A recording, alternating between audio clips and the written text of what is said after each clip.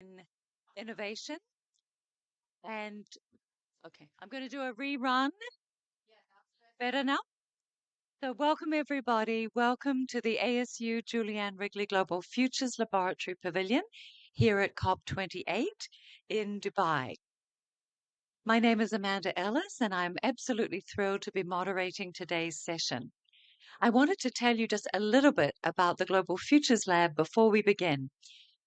ASU is number one in innovation in the United States, ahead of MIT and Stanford, and number one in sustainability.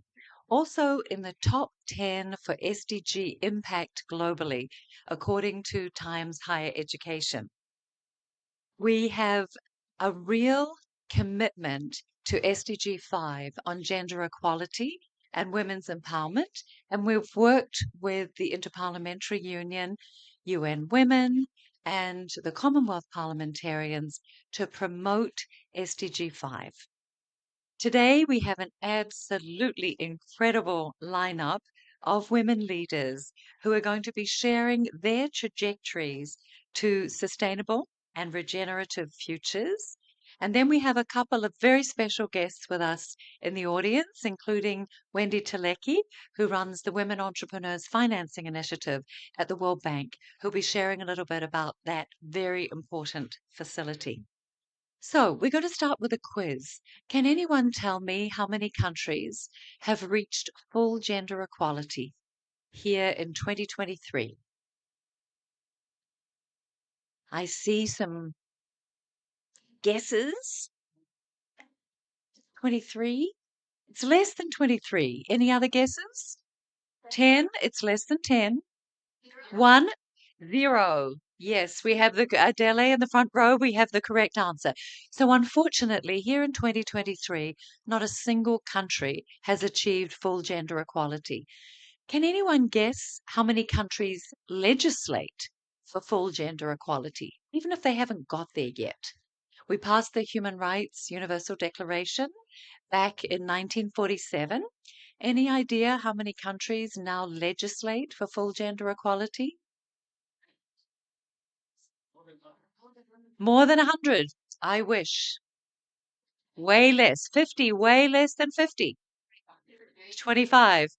14. So you can understand why this panel is so important and why it's absolutely uplifting to see the incredible work that women are doing at Cisco and that our two women entrepreneurs are doing as solutionaries for the climate crisis. So I'm absolutely delighted to introduce Reem Asaad, who is the Vice President for Cisco for the Middle East, North Africa, the CIS countries, and Romania. And that actually covers 82 countries. So when you think that the UN is 193, Reem, you are a very busy woman. And sub-Saharan Africa. So it's a very big remit. So we're absolutely delighted to have you with us. And we'd love to hear from you. I didn't know where to start when I read your bio, Reem, and you've won so many awards. So I wondered if you could begin just by sharing with our audience, both here in person and online, your journey with Cisco and the work that you are doing to really lead both sustainable and regenerative futures. Thank you, Amanda. And it's lovely to be with you today. And it wouldn't be any better topic that connects us and unites us today. And I think we have amazing female leaders even sitting in our audience today, and happy to have you with us. So, Amanda, like you said, I'm responsible for Cisco's business across Middle East and Africa, which covers a gamut of countries across 3 continents.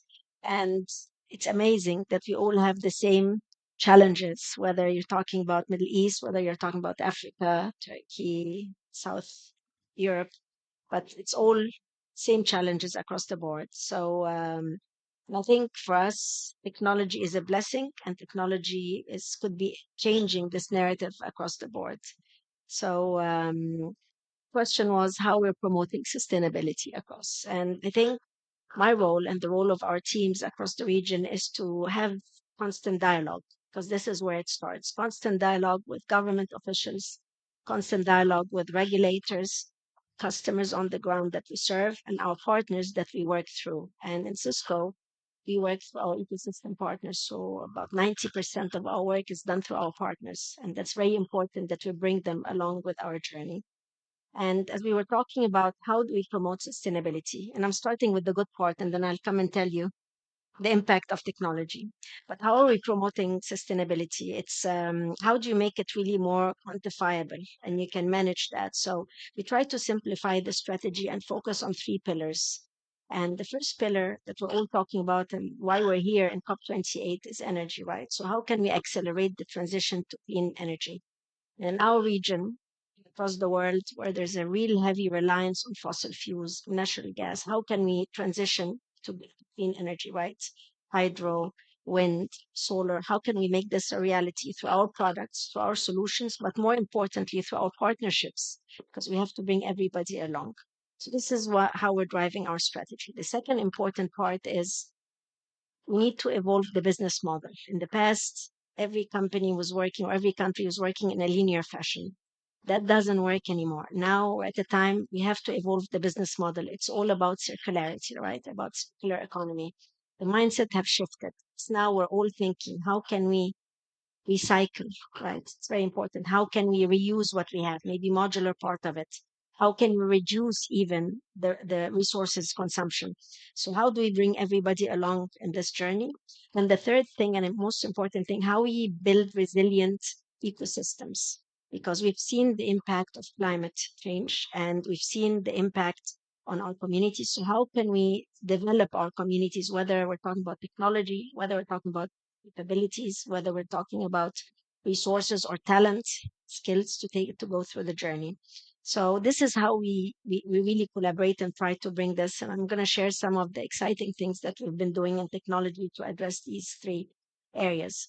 So on the first one, maybe I'll address the elephant in the room, Amanda. So the impact of technology. So I have to agree that Cisco is one of the largest technology providers in the world. So whether it's from cloud services, whether we're talking about data centers, whether we're talking about networking, whether we're talking about security, whether we're talking about hybrid work. So definitely we are aware that technology in our industry has one of the heaviest footprints on emissions, right? So ICT, it's a contributor of almost 2 to 4% of global emissions. And data centers and networks could account for half of that. So we're very, very cognizant to this. But as I tell you this, we're also very cognizant, and it's part of our DNA in Cisco that we genuinely believe what can be done digitally should be done digitally. And that's the new norm now. But how can you do it in a way that is responsible and green? And I think that's the twin transition that we're talking about now. So a few years back, the whole discussion was about digitization. But the whole point is how you digitize, but you digitize in green and low carbon. So in Cisco, what we've been trying to do to address this, because we're very cognizant of our footprint, is that how can we bring innovation in this? So I can tell you and Cisco is publicly listed and traded company globally, but if you look at our spend on R&D, so we spend from 6 to 7 billion annually in innovation and R&D for innovation. And a big part of this spend is on energy, how we build solutions that are energy efficient and how we build solutions that use renewable energy. And one of the last innovations we've had is in our chip. It starts with the most important thing, the brain and a router. And this is where we did a lot of the innovation. So maybe to share something about our Silicon One chip. So you can imagine the same router a few years back. You do innovation. Now this router or this chip is reducing electricity by 96% while giving you, yeah, it's amazing, and giving you 96%. And this is where innovation comes in. This is technology, how can change the models and build sustainable models, but also more so increasing the throughput of bandwidth by 35%. And that's the beauty because at the end, it's a business case. Not only that, some of the biggest culprits in our economy is data centers, right? So how can you reduce the size of equipment that you can save in space capacity? So you can imagine from big implementation now it's the size of a pizza box. So this is some of the innovations that we've been driving. But as I said, we work through our partners. So how do we do this, but also take the ecosystem with us? So a big work in Cisco has been how do we reduce the targets, the emission targets with our ecosystem and partners and continue to reduce these targets? How do we introduce networks that are efficient? So in the past, we've always built networks that you had the electricity network and then you have the data network. And now how would you converge this and you have build universal power over Ethernet networks where you can have efficiency and bring this together? So I think it's very important to look into these things. And we're doing a lot of amazing work in our region and a lot of partnerships. And I'm going to name a few. So we're working with Abu Dhabi into putting programs together how to reuse and take back programs. So equipment that is end of life, how can we take it back? How can we use, how we can recycle it? How can we take modular pieces out of it, refurbish it, or recycle it in a proper way, retire it in a proper way? We're doing a lot of work with some ecosystem partners, Honeywell, to name a few, where we know that smart buildings, for example, is the energy consumption of the world is 39% is coming from buildings in general. I'm not going to say smart. And 29% of this is consuming from the data center. So how do we put technology to automate all this and help us through this? So as we talk about sustainability,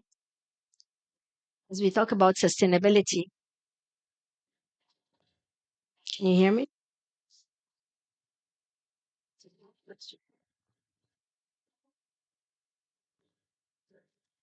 I'll use the mic better. That's easier. So as we evolve, I think this is the good use of technology. So going back, this is how we promote sustainability in a practical way, knowing the footprint that we have, but using technology to turn this around. Thank you, Amanda. Fantastic. Thank you. I think it's so exciting to hear the kind of innovation that's coming about. 96% reduction. And then the size of a pizza box. Those are just such graphic images of how Cisco is able to lead this transition to sustainability. So, so exciting. And when you mentioned innovation, I thought that was a perfect segue to our two brilliant women entrepreneur innovators. And I'm just going to ask down the back, which slides do we have queued first? Sarah's on the far end or come? Okay, perfect. So it's my great honor to introduce Sarah Battouty, who is the Global Ambassador for the UN Framework Convention on Climate Change, advisor to the Egyptian President on climate, and also I would say the leading green architect across the Middle East. She has founded a number of businesses, ECOnsult being the one which won her the We Empower United Nations Sustainable Development Goal Challenge Award a couple of years back. But she also has a business with a Chinese name, Mubun. And I'm going to ask you more about that and the background to it. But Sarah, there should be 17 of you with all the different things that you're doing. I wonder, would you like to stay there? Would you like to come to the podium? What's better for you? Okay, perfect. Can you hear me well? Hi. Thanks so much for having me. So yeah, there's lots to talk about what I do, but definitely I want to bring it to the lens of being a woman and doing that. So I graduated, I studied architecture, and in typical Middle Eastern fashion, I am a fourth generation architect. And you know, you're expected to follow that line of business. And ever since I studied architecture, I was a bit uncomfortable with where we're going with our buildings and why aren't there so many green buildings making our lives more pleasant? And these kinds of questions led me that I had to find my own path while studying architecture so I can digest, you know, all of these questions and look for answers. And then after graduating, you know, I had a discussion with my family and I said, I want to do green buildings and I want to stand on construction sites and I want to disrupt the conventional building sector. And they said, that's absolutely fabulous. We're not financing this. And so my journey started off with me not really having much knowledge about financing businesses. And so I sold my car and that was my income for starting ECOnsult. looking at the bigger picture for green buildings. And, sometimes when you're on a panel and you're talking about architecture and buildings, people tend to think of it as something quite far. But this is the one product that every single person of us is using. Every single one of us uses a building. So it's a really relevant thing to each and every one of us. However, it's not in a very healthy place right now because we're stuck in this circle of buildings not being made well and then buildings being executed in the wrong way. And then people don't know what to do with the buildings. And then in the end, we're really uncomfortable in them.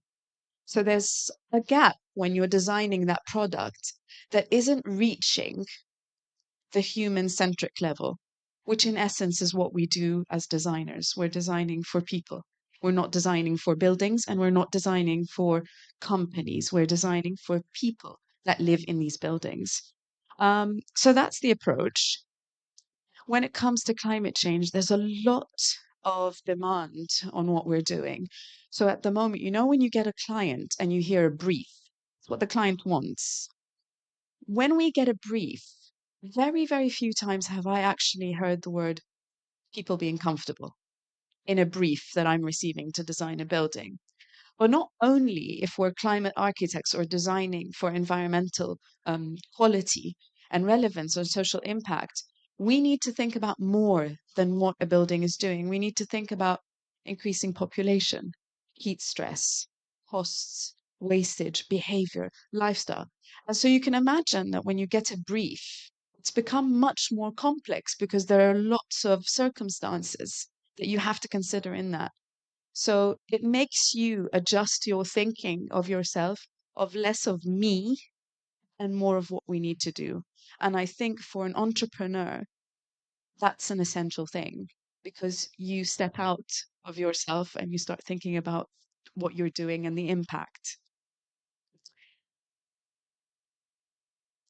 Then we started really thinking about this novel way of, right, there's something going on called SDGs. How do the SDGs come into building? Where can we see them? And we literally started drawing this pathway of looking at the sustainable development goals within the buildings that we built. And this was a new way of thinking. We started looking at how buildings reduce waste. So this is one of our projects. It's hotel management company, and they produce a lot of waste. And they were growing, and they decided to have a corporate manual for how they want to look. And we developed it for them that we took the waste from their doors and their windows. And this became a characteristic of their corporate manual for their design, for their headquarters all over the world. The idea with using something like this is that you've put a physical manifestation for their values. And it's right there. And it reminds everybody in the company that we are trying to recycle some of our waste. Even more innovative thinking. This was a brief. You can imagine being an architect, and our brief was to design a community center for a church in Italy. But then they wanted to be eco-friendly and sustainable and carbon neutral. And also, and this really dented our egos, we want to get rid of it in 3 years. Imagine being a designer, somebody says, we want to, we need that plot of land back in 3 years. So we scouted for building materials that we can use. And this is the first building in the world that uses discarded refrigerator casings as the building material. They call it the large washing machine. But so it's rethinking opportunities and rethinking innovation in a way that is not too expensive, that is affordable, that is creative, and that the community has a sense of, pride in. Eventually, our work started getting bigger and bigger, and we started asking questions about who do we build for? So this is a school that has great indoor air quality, and it's made plastic free because the client said, we have poor indoor air qualities in our nurseries. Can you please produce something for us that works like that? So all of our work is designed around humans. It's designed around our needs and incorporating the climate challenges. The question is, and this is really important in our work, and I think it's important out of the announcements that are going to be made at COP28 as well about building breakthroughs. Who are we building for? So When I started the business, the question was, I don't understand why green buildings are only exclusive to high income societies, because it's not only rich people that suffer climate change. Poor people use buildings as well, and they need climate resilience. So where is the market gap, and why aren't there enough businesses that are willing to step into this? I learned after 20 years that it's difficult to fill in big, big, big shoes. And especially if you're a woman in a male dominated sector, that's a whole other issue. This is the first carbon neutral project in the MENA region. When it won the award and it was announced, everyone assumed it would be a tall skyscraper somewhere. It isn't. It is a village for farmers, and it's carbon neutral. So this is exactly where we wanted to this is exactly where we wanted to go with our work. And this is when it really took off, because we decided to put our values and offer alternative, accessible, affordable, culturally relevant solutions to the people that we feel need it most. And you can see it's a very simple, it's made from local materials, it's made out of construction, waste materials as well. And we partnered on so many projects and it got nominated for Earthshot. So we're really excited, Amanda, about this. And and you grow your ideas of localizing, making it relevant, making it more human centric, etc. And this is where we want to move forward with green buildings in emerging markets, green buildings for societies and communities like us that do achieve, like the technology, like the technology needed, um, for as many people as possible. So in our quest to do this, we've started even looking at even greater details to develop the most sustainable housing unit for low income communities. What would it look like, in this part of the world, really pushing the lines with the innovation for it. And looking again at developing something called the People's Brief.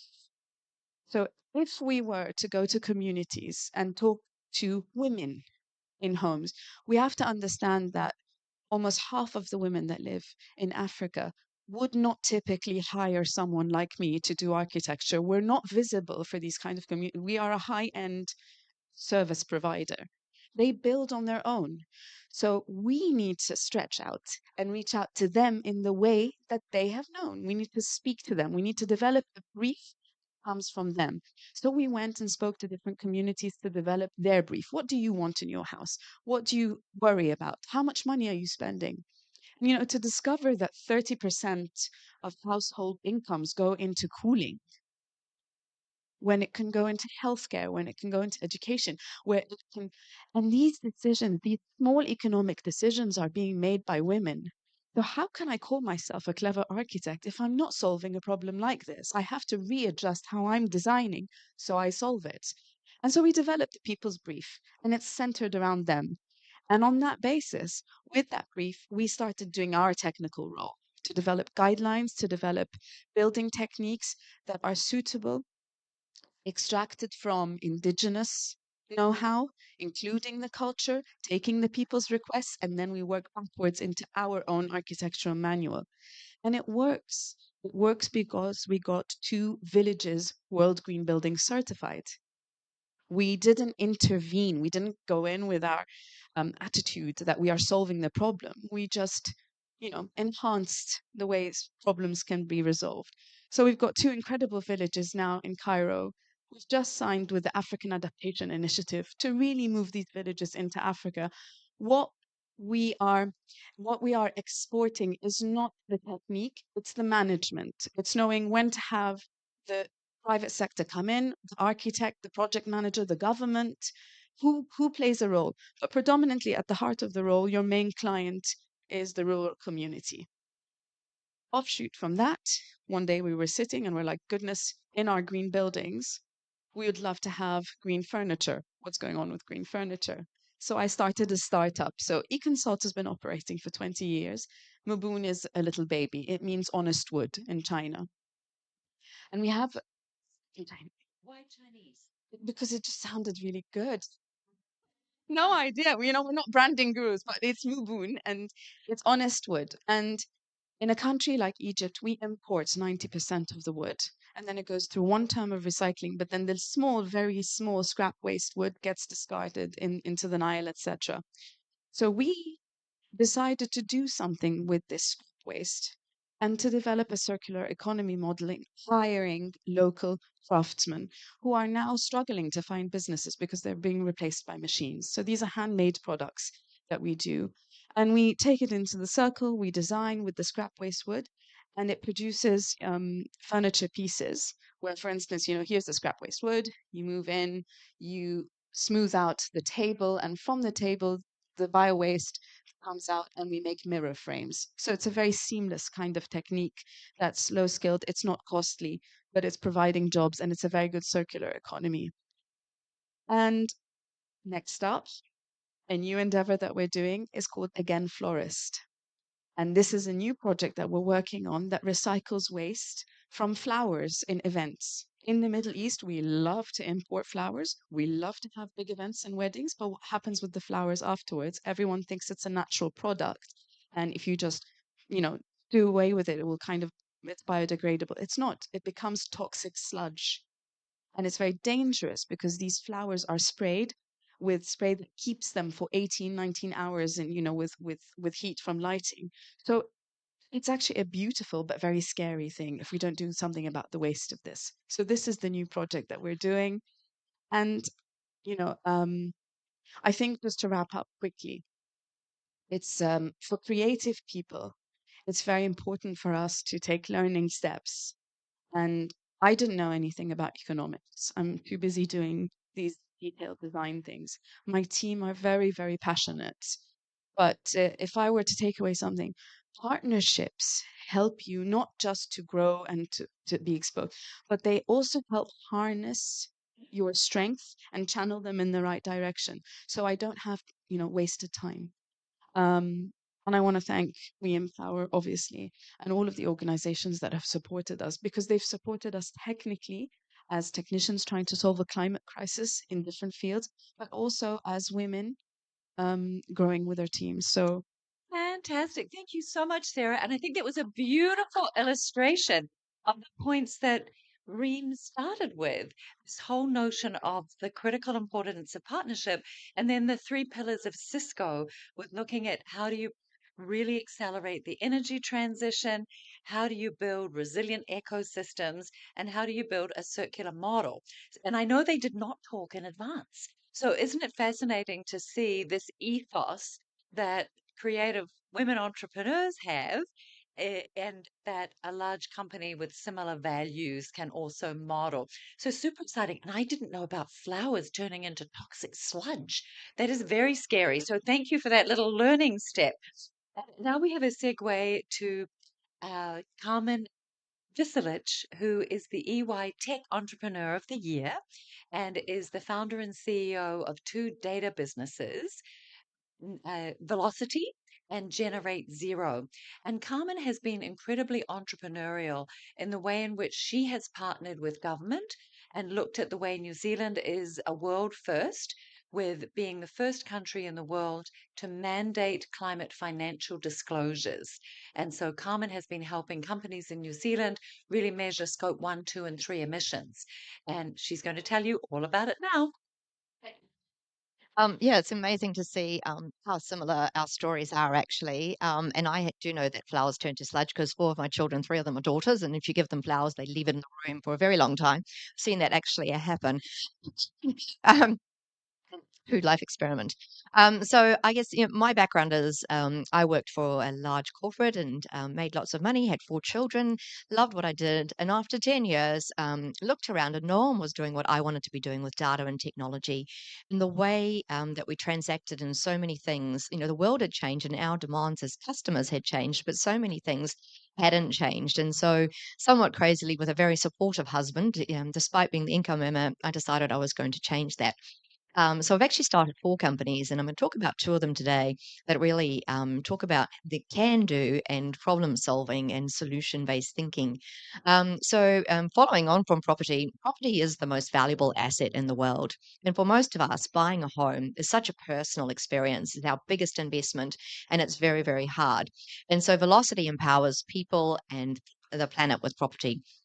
And it's a digital platform that connects the entire ecosystem to do that. So every single bank in the world has to validate the value of a property before they can lend money on it. And so we help them do that and digitally connect them with valuers across 2,500 cities around the world. Particularly in New Zealand, where we've digitally connected up to over 90% of lenders who use our platform. From that decision, when you think about a bank having to lend money on a property, it takes over 30 years, is most tenures around a mortgage. And so, very much climate risk becomes a factor that the regulator is saying, what about your risk on that asset that you're lending on? And so climate has suddenly become very important to lenders. And they looked around and there really wasn't much data. And most of the data that was out there for them to make an informed lending decision on the risk and say yes or say no in some instances was really opaque and wasn't at a property level. And so what we did is collaborated with government, but also with multiple different parties to bring that data together at a household level. Because if you live in a suburb and you're not going to be impacted, you don't want the bank to say no just because you may be impacted. And so it was really important to bring that transparency. And I think it's a really key theme across everything and the problems that we're talking about at COP28 that we're trying to solve. That for so many of the problems, we say, well, there is no data or it hasn't been done, or we can't make the proper decisions because we've never done that before. And so it's really thinking about how do we come together and do that. And today we're incredibly proud to digitally connect the most insurers, brokers, valuers, lenders, consumers, and banks in Velocity in New Zealand to allow visibility and transparency on this. And most recently, real estate. So why real estate? Again, it's about education. And actually, if the real estate agents can capture at the time of listing the property that it's a green property, then the vendor and the buyer can have access to green funding. And that's an important outcome, of course, to get cheaper access to funding. So banks want to lend money on their green deposits, but there's no way for them to know if the property is or isn't a green home. And if you're not capturing that data, then you can't make that possible. And I think that's, the way you have to think about things. And we're very excited to just have opened in Dubai and UAE and to be working with Abu Dhabi banks as well. And it's again very much here where they're saying, well, actually, we really want to lead the world in green lending and in sustainability and in climate change. But again, there's issues around data. If you've tried to find somebody, you'll see addresses aren't that good. And fortunately, we already solved that in India, where there is no address. If you've been to India, the address is corner of, around the back of, and there is no address. So you're thinking there, oh, it's all very well for New Zealand and Australia with very tidy data. How on earth can we actually roll out sustainability and green lending and visibility on the great work that some entrepreneurs are doing and that banks are wanting to change, governments wanting to change without the data? And again, it's thinking about, well, who are the people in the ecosystem and how do we empower them with technology and with data to do that? And in India, we were sitting in traffic jam in Mumbai thinking, well, there is no data. And all the banks kept saying, but what about the data? How are you going to quality control this valuation? I'm like, it's a trick question. They're trying to see if I'm authentic. There is no data. And then I thought, well, the valuers will give us that data. And every day, valuers go to properties and they capture information for the bank. And so what we did is everyone in India has a mobile phone. Everyone in the African continent has a mobile phone. And so we actually digitally connected them with the lender so that on their iPhone, they had the preloaded template of the bank's report. They could geotag the address, timestamp the photos, and capture any data we wanted. Is it north facing? What are the construction materials? How big is the property? What is the energy that the property uses? And suddenly we can create new data. And it's been absolutely game changing doing this in India. And we're incredibly excited to roll this out across the Middle East, where it really is about collaboration and bringing together technology and data and visibility and transparency to make data driven decisions. We make the tool free for valuers to encourage their participation, and lenders are very happy to pay for this because it gives them all the information that they need. And so it really is about working together to problem solve and making people's lives easier.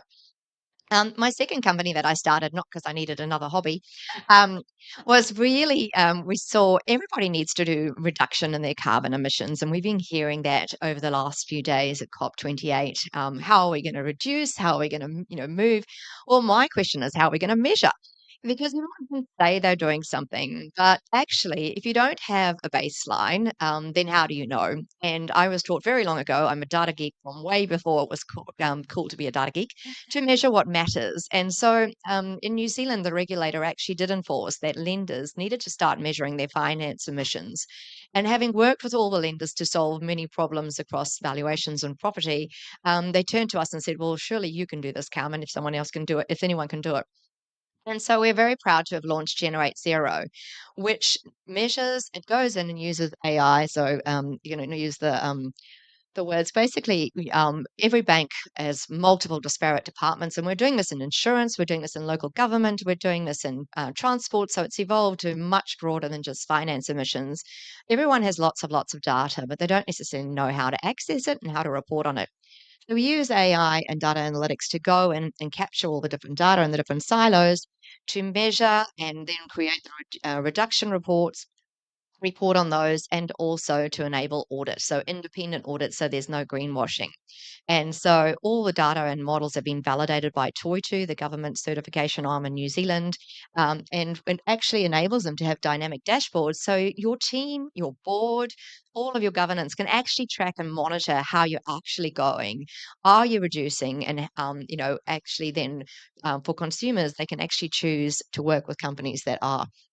So it uses advanced analytics and it does GHG scopes and ISO categories. So I'm not going to get too geeky for you, but very much the platform allows you to have the visibility and transparency on your carbon emissions, regardless of how big your organization is, regardless of your footprint, and to then also track how you can reduce and report on that.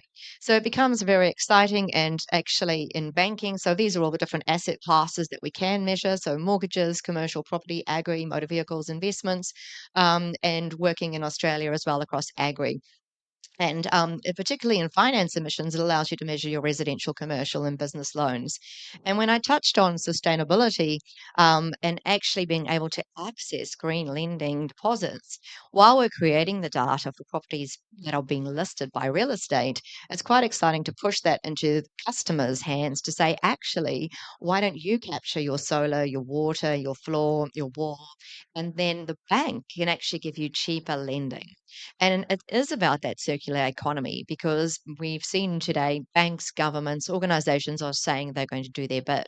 How are they measuring it? And how does that make a difference in people's lives? Because I was sitting there waiting, reading Julianne Wrigley saying it's people who cause the most daunting challenges we face, and people can solve it. But everything we do in technology and data should be for people to deliver an impact. And I think we're going to touch on that later on when we talk about female entrepreneurs and sustainability and women in sustainability. And we're very much impact driven to say, well, what is the difference that we can make? What is the tangible difference that we can make? So while we can say, well, technology and data, and I think our lady from Cisco said it's the elephant in the room, technology and data is the enabler. It is the enabler that's going to get us where we need to go. There's no way we can get to getting to 1.5 without technology to accelerate those goals. We need technology and we need data. And there's so many examples of how this solves problems around the world across all the different verticals. It's why today the most valuable businesses in the world are technology companies. And when we think about the purpose of those technology companies, digitally connecting ecosystems, enabling transparency, democratizing access to data and information to empower us to make the right decisions and good decisions and to measure those, it's incredibly exciting because it can actually get us to where we need to go.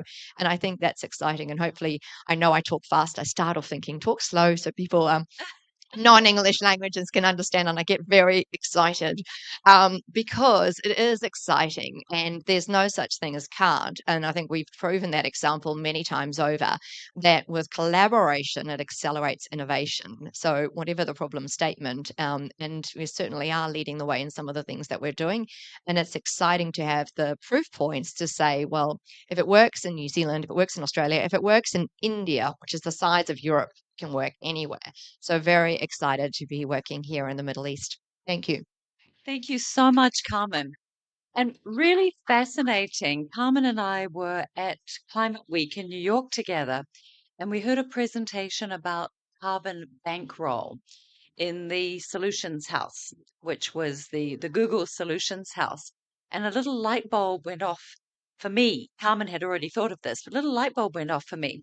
And the Carbon Bankroll report pointed out that the Scope 3 emissions for Microsoft, which is a company that's really been trying to do the right thing by, in the US, going into US states and helping them to build renewable energy facilities without looking at their finance dimension.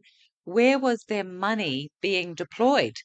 And this particular study had looked at where finance was moving, Scope 3, from companies who wanted to be doing the right thing. It wasn't being spent on green financing. So it's really fascinating to see this innovative new lens that Carmen has brought with the help of enabling legislation from New Zealand. So now the fact that you can actually have a green mortgage and that green money, there's transparency there, that if I want to lend and there's a green bond and then it's actually going into the right kind of onward lending. And I think, Carmen, when you said that collaboration accelerates innovation, that's a perfect segue to our special guest today, Wendy Telecki from the World Bank Group, who runs the Women Entrepreneurs Financing Initiative and has been able to, in fact, lead a collaboration, no mean feat, across all of the multilateral development banks to help finance women's entrepreneurship. So, Wendy, would love you to come to the podium and just give us a little bit of an insight into the work that you're doing and how you are also encouraging your clients to address the climate crisis.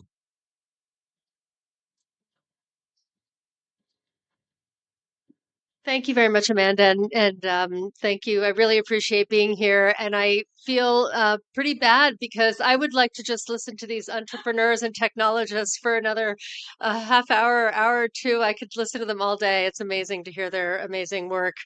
But since I work at the World Bank, I'll start by talking a little bit about some of the numbers that Amanda was talking about earlier. And why we at the World Bank and across the multilateral development banks are focused on women entrepreneurs and what they can do to solve the climate crisis. And kicking off with following on the questions of laws, there's another number which is 76% of women enjoy 76% of the protections that men enjoy in the laws today around the world. So there's a lot of laws still which treat men and women unequally. And there's work being done, great work being done by the World Bank, by many others. But if you want to look at women, business, and the law, it's a great study to understand that a little bit more. But more in my space, we look at numbers like $1.7 trillion, which is the gap in financing for women entrepreneurs and the funding that they're not able to access. We know that when it comes to women in climate technology, women founders are only receiving 7% of the funds from venture capital, and the rest is going to non-female founded companies. So there's a huge gap there. And when you look at the global system in bilateral aid, only 0.01% of ODA, so overseas development assistance, is going at the intersection of climate and women's rights. So that number is just negligible. And one of the things we're talking about here is how do you increase the level of bilateral aid going to support women and climate? And why is it important? Well, there's 400 million women around the world that are entrepreneurs. And in the countries that we focus on, the developing countries, about half of women either are entrepreneurs or they aspire to be entrepreneurs at some point in their lives. So entrepreneurship is about twice as important for women in developing countries as it is for women in developed countries, whether that's out of necessity because there's not other gainful employment, or because there's an opportunity that they see that they want to address in their market. And what we know is that women, when they are entrepreneurs, they're creating more jobs for other women. So women as employers are very important to employ other women. They're creating products and services that serve their communities, the women in their communities. They're identifying solutions to the problems they face, and they're putting those out in the markets and services as well. And the other thing that's important to us is that women, when they're in positions of decision making in finance, they finance more women than men do. So getting women to be more active in these areas is really critical. And that's why we're investing a lot in women entrepreneurs.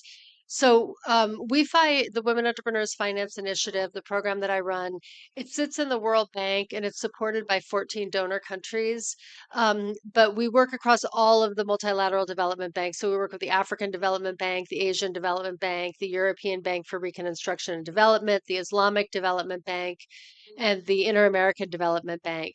And because we work with all of those institutions over the last 5 years since we were created, we were able to have activities in 67 countries around the world. And we've been able to help get financing of about $3.6 billion into the hands of women. Much of that, yeah. Yeah.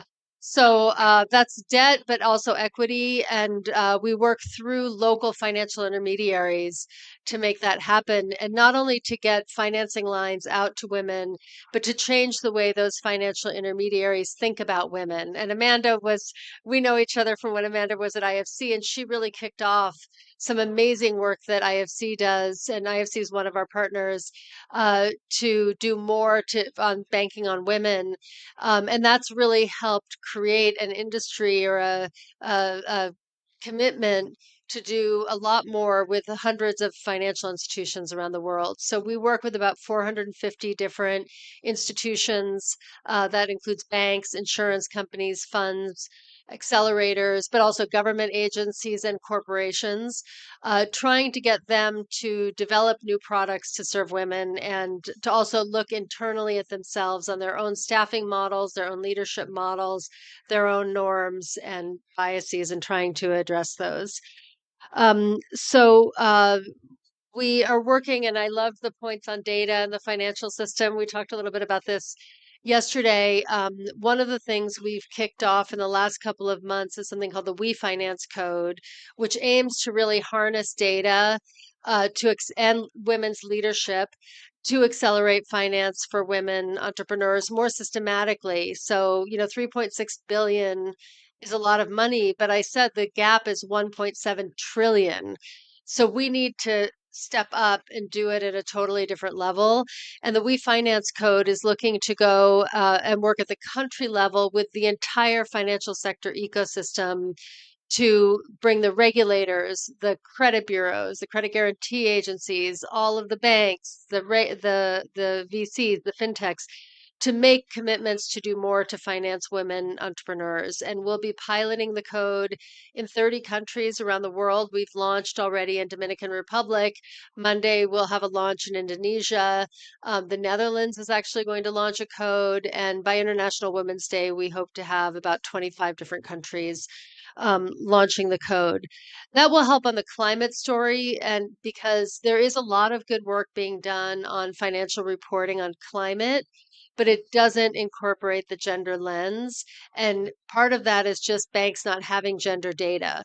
So as the climate data gets inputted by the banks, if they can pair it with the gender data, it'll be much more effective in ensuring and tracking and ensuring accountability for some of those funds going to women. Now, going forward, WeFi is going to be focusing more on climate. We expect to do a new round of funding focused on women climate entrepreneurs. And we're looking at doing two things. First is helping green women entrepreneurs' businesses. So women in developing countries need to build resilience. They need to build in the energy efficiency. And so we want to make sure they have the financing to do that. We'll work with financial institutions to make sure that they're developing products and services to serve women entrepreneurs. And the second is to invest in the next generation of women who will lead the climate change through their entrepreneurial endeavors. And as we can see here, women are doing amazing work in the climate space, and they have, you know, a really very passionate focus on things like renewables, the zero waste, circular economy, food systems, agriculture. Right, and areas that are very traditional for women, but also these non-traditional areas where women can really thrive, even though they're not typically in those industries. So we're also doing a lot to find ways to support women in these non-traditional industries with data, technology, green technology, and things like housing and buildings. So we'll be doing more with funds and VCs on that. And as we can see already in our portfolio, we have many entrepreneurs that are funded not because we were trying to fund climate entrepreneurs, but because they are climate entrepreneurs and they're growing and they're succeeding. And we want to do more to support those entrepreneurs. So let me close with that and thank Amanda again and to the panelists as well for this inspiring discussion. Fantastic. Thank you. Thank you so much, Wendy. That is a huge accomplishment. I had no idea you'd done such a lot already. That's fantastic. You make a wonderful point, and that is that women are more likely to be addressing sustainability issues and climate issues through business. And the research is clearly showing that, which is fascinating. And I wanted to come back to Reem because 20 years ago, when John Chambers was the CEO of Cisco, and I was managing the World Bank President Bob Zelich's Global Private Sector CEO Leaders Forum at the World Bank, and Cisco was one of the members because of the great work they were doing on women's economic empowerment. I remember a wonderful program that Cisco was doing across the Middle East to train women in digital skills. And because women do tend to be less well represented in the tech area, Reem, I wondered if you could tell us a little bit about that program and some of the other things that Cisco is doing to partner with the broader community, because you really do a lot of amazing work to help promote gender empowerment as well as sustainability.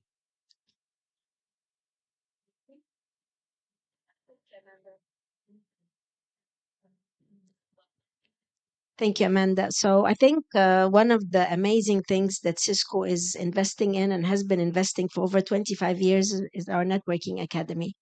And this is part of our corporate responsibility program. So it's a platform where we can bring content in technology and bring the trainers and put a platform that is not only Cisco centric. So this is open for a lot of other companies that we collaborate with. And we introduce technology that is helpful for the economy. So it could be cybersecurity, it could be networking, it could be programmability, could be business skills, and we bring it together, and it's part of what Cisco does for free in all the countries that most of the countries that we operate in. And I think it's amazing how long this program has been going on and the value that it has provided. And you would be surprised that the highest uptake and the gender ratio in this program is for women. And I'm talking in African countries that it's over 50%. And those are the engineers of the future. And believe it or not, the ratio of this program, the success ratio is 96% training to job. So they exit the program and they already have a job lined up for them. So it's very, very successful. And this has been one of the amazing things that Cisco has been doing for digital skills and building the digital skills. But not only that, I think we also do a lot of work with SMBs, and we have a program called Solving the Global Problem Solver Challenge. And this is inviting businesses with new innovative ideas that use technology to do social impact. And maybe the two things that just come to mind, we had two amazing winners in Sub-Saharan Africa. So we did something in Kenya, and it's called the Savannah. I can't remember the name, but anyway, it's how you're helping dairy producers to be able to deliver, and small dairy producers to be doing some work, and they won this challenge.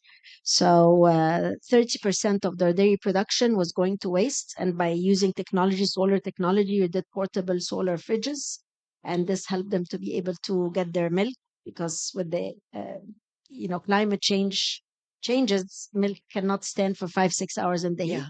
And then the other thing is Solar Sisters. So that was also in Kenya, which was very impressive. Another women entrepreneurs initiatives where in Africa, more than 600 million individuals don't have access to energy across the board. And they use kerosene in their homes, which is bad for the environment. It's as we heard earlier, it's very expensive as part of their household costs. So anyway, they trained women to sell solar operated lanterns, stovetops, fans, and build a female to female network. And now they have over 10,000 businesses that they helped using solar power. So these are just two examples that have come out and we're supporting through Cisco. Isn't that that are female fantastic? And it's so interesting because that would have a triple benefit to the solar sisters. There's not the same respiratory problems, the emissions are not there, and it's cheaper. So Absolutely. it's a triple win. Thank you for all the innovative work that Cisco is doing. And you've actually answered my next question. So I'm going to move straight away to Carmen and ask her the relationship. And Sarah, I'm going to ask you this too to close. What is the relationship between women's empowerment and environmental sustainability? And we heard a little bit of that from Wendy.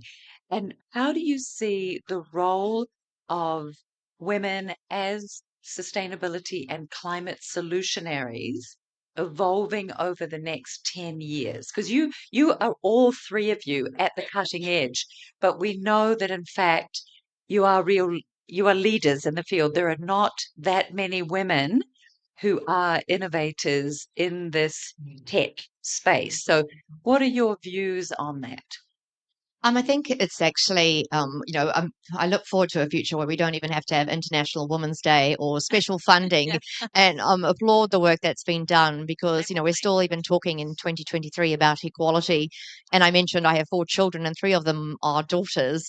And so it's really, I think the hope is that as a better tomorrow, that actually they recognize they can do anything, they can be anything, whether it is sustainability. And I think women are drawn to this area because for most of us, when we work and we leave our children at home, we're very impact driven. If we're going to do something, if we're going to do something that makes a difference, because there's only so much time. And I really recognize that as an employer for all my female employees that choose to leave their children behind in the morning and come to work. They are there because they really want to make a difference, and they are amazing in making that difference. And I think you touched on that female employers hire more females, and actually I'm very proud. I have 3 companies, and 2 of the 3 have more females, and they're all STEM companies. And one of them has about 50-50. And so, in data and tech, thank you. And I think that is, showing that you can be a mother, and you can actually be an entrepreneur, and you can choose a career that delivers impact, and certainly choose tech and data because you can work anywhere in the world. It's constantly evolving and it can deliver maximum impact. And I think that's, what we want to see. I really applaud the work that has been done around support for investment for female entrepreneurs because to scale, it needs investment. And I think one of the hardest things is not just access to funding, but also teaching women to ask for money. It doesn't come naturally to us. And, I bootstrapped for the first few years until our first investor came along and said, I'll invest this much in your company. And I thought, well, my mom and dad believed in me. My husband believed in me, but now this man wants to give me money. I better not muck this up. And I was really so intimidated by that. And I remember spending ages on my board report thinking, gosh, he's going to read this. And he gave me all this money. And it's really a whole change of thinking for us as women to actually put ourselves out there. And then you get asked sometimes by investors, I got asked, how's my marriage? What has that got to do with anything? When I set up a company in India, my dad had to sign. So you had to give permission to set up a company as a female. And this is 2023. So I think, it's about all of us being the examples and being the change we wish to see, putting ourselves out there, and applaud Arizona State University and Julianne Wrigley Laboratory putting us up here and saying, actually, if we can, you can, and our children can. Thanks. Beautiful.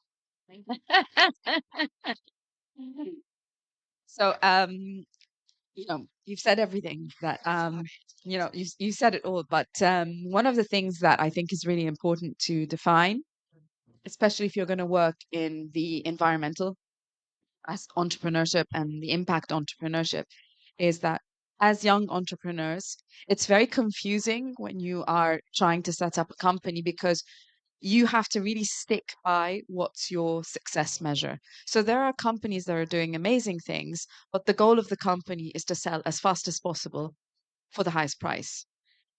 If you're going to work on impact, you need to harness your expectations and where you're going so that you can have incredible impact. And climate is one of these things where you really need to you need to be athletic with your purpose. You can't just run and then lose your breath and then start another company.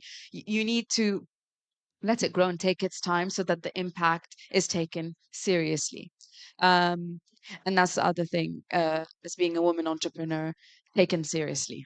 It's just that simple. You know, you want to do something, and then we didn't know how to pitch because we're technical people. It's there, the science is there, but we've had to learn to pitch and develop this language that is really very far from our education. So the majority of my company is women working on construction sites as well, and it comes with different problems. You get asked, how is your marriage? I get parents calling me saying, how far is the site? Is she going to be safe going there? And I understand that I have to answer to a lot of people. um, this is one thing. The other thing is, financing has to come with this idea that women come later in the entrepreneurial eco space. Okay, it's either, and especially we see this in the Middle East, so they leave work for a couple of years and then they come back, and it's a great comeback, and they're older. And I think this shouldn't be seen as a limitation, it should be seen as an asset, because they're developing different skills in management when they're coming back, whatever was their journey. This is a good thing. Secondly, if we're going to invest in women entrepreneurs, please invest in educating women in STEM. Every time I'm hiring, every time we're looking to expand, I get 1 in 10 applications that are women in engineering or environment or in renewables. And automatically, as a business owner, that is putting a statistics that isn't how my business is signed up to be. We're a male, it's a male dominated sector, but it's a women led company. I can't continue this because I don't have enough graduates. Why? And it's simple. And I asked, why is it not happening? And they said, because a lot of people, because the men are making money much faster and they get the VCs to invest in them. And we want to join a company that's going to make money quite quickly. And then we'll see what to do. So the investment needs, the encouragement needs to be there to get women at the age of 18 to decide to study That is such a great point. technology. The encouragement does need to be there. And I wanted to give a special thank you to Cisco for the encouragement that you've provided through your networked academy across the Middle East in doing that. And to all three of you for an outstanding panel today. To close, I'm going to quote back at you: invest in women in STEM. I think, Sarah, that's such an important takeaway. And the points that were made: collaboration accelerates innovation, partnership is absolutely key. And to quote Carmen, to quote Gandhi, be the change we want to see. We can, you can. Thank you all so much.